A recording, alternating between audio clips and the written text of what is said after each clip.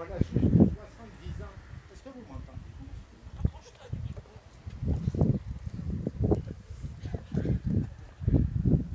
Voilà juste 70 ans, le 8 septembre 1945, à Angers, tout près d'ici, les parachutistes du 3e SAS de la France libre du général de Gaulle étaient démobilisés et leur épopée prenait fin après bien des épisodes heureux ou tragiques.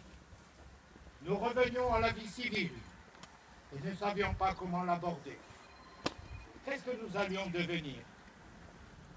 Pour moi, j'ai terminé mes études à l'école normale après 3 ans d'interruption pour devenir instituteur dans mon pays natal, l'Algérie. Mais sans cesse, sans doute comme tous mes camarades, je pensais à tout ce que nous venions de vivre, aux copains tombés au cours de nos missions. Je revivais cette nuit de juillet 1944 où, pour la première fois, je foulais le sol de cette France que je ne connaissais pas. Mon père, qui avait fait la guerre de 14-18, m'en avait parlé, et l'école avait fait le reste. Je connaissais sa géographie et surtout son histoire, mais son loi, le bois d'Anjou, m'était inconnu. C'était le destin, et aussi l'aspirant d'Azermont, notre chef radio, qui les avait désignés pour entrer dans l'histoire.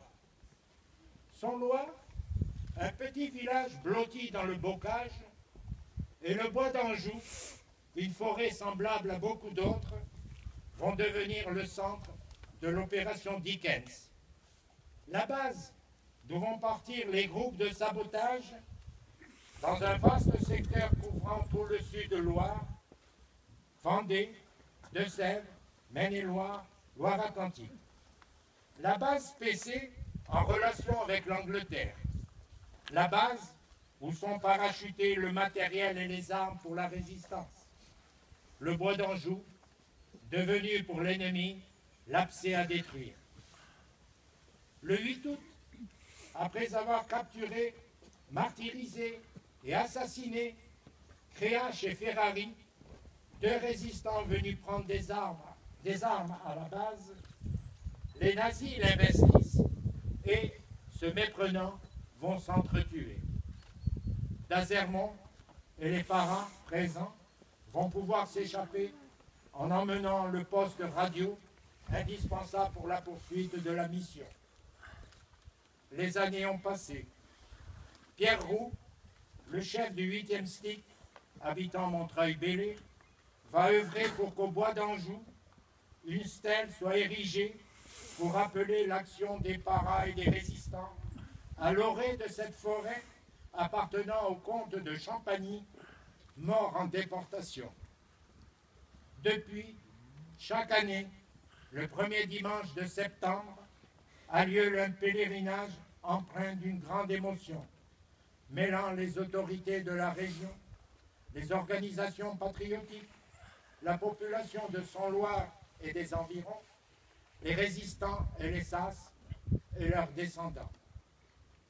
Georges Fournier, notre capitaine, Pierre Roux, Michel Petit ont fait chaque année l'historique de ces moments tragiques qui ont conduit à la libération de la région.